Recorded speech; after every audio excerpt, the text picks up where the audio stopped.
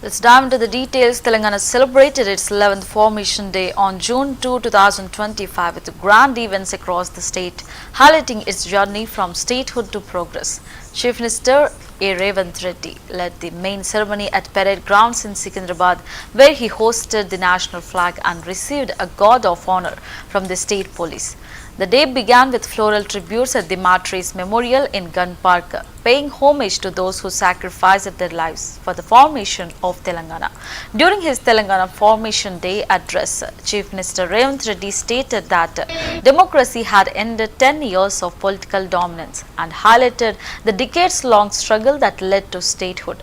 He remarked that the state systems were in disarray when his government took charge and assured that steps are being taken to rebuild Telangana.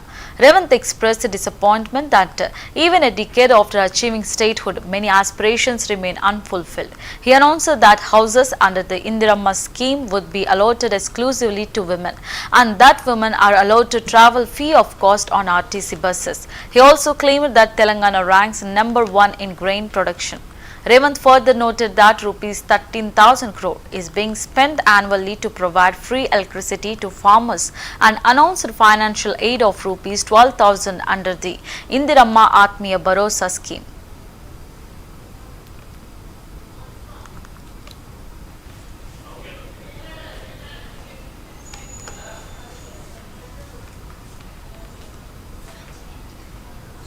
ప్రపంచ దేశాలకు పరిచయం చేసే విధంగా ఈనాడు వేదికను పరిచయం చేశాం. మహిళా శక్తి సంఘాలకు ఆర్టీసీ బస్సుల్లో మహిళలకు ఉచిత బస్సు ప్రయాణం సౌకర్యం కల్పించడమే కాదు, ఆ బస్సులకు వారిని యజమానులను చేశాం. ఈనాడు ఆర్టీసీ ప్రైవేటులో ఏదైతే వ్యాపార సంస్థల నుంచి ఒప్పందాలు చేసుకొని బస్సుల నిర్వహణని ఏర్పాటు చేస్తున్నారో ఆ బస్సులను మహిళా సంఘాలతో కొనుగోలు చేయించి ఇప్పటికే 150 బస్సులను ఇవ్వడం జరిగింది.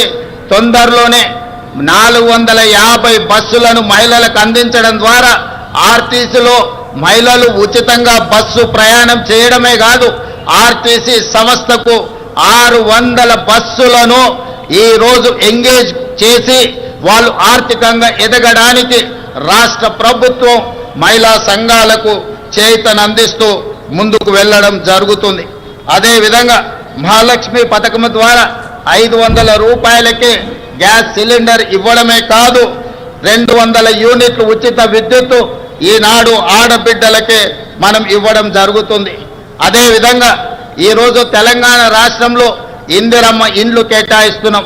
ఈ ఇందిరమ్మ ఇండ్లు కూడా ఇంటి ఆడబిడ్డ అయిన మహాలక్ష్మి ఆడబిడ్డలకే ఈరోజు ఇందిరమ్మ ఇండ్లు కేటాయించడం జరుగుతుంది. అదేవిధంగా రాష్ట్రంలో స్వయం సహాయక సంఘాల మహిళా సభ్యులకు క్యూఆర్ కోడ్తో కూడిన ప్రత్యేక కార్డులు అందజేయాలని నిర్ణయించాం. వారికి ప్రతి సంవత్సరం ఉచిత వైద్య పరీక్షలు నిర్వహించి హెల్త్ ప్రొఫైల్ వివరాలతో పాటు పూర్తి వివరాలను ఆ కార్డులో పొందుపరుస్తాం. రాష్ట్రంలో మహిళా లక్ష్మిగా మారి సగర్వంగా నిలబడాలనేది మా ప్రజా ప్రభుత్వం యొక్క లక్ష్యం. ఇదే కాదు, ఈనాడు మహిళా సంఘాల సభ్యులు 67 లక్షల మంది మన రాష్ట్రంలో ఉన్నారు.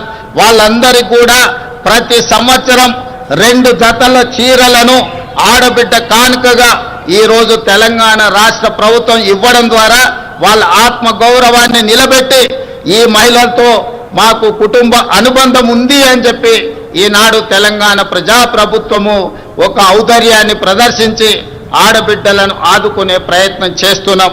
అదేవిధంగా మిత్రులారా, రాష్ట్రానికి రైతే వెన్నెముక, అందుకే రైతు సంక్షేమమే ధ్యేయంగా ప్రజాప్రభుత్వం పనిచేస్తుంది.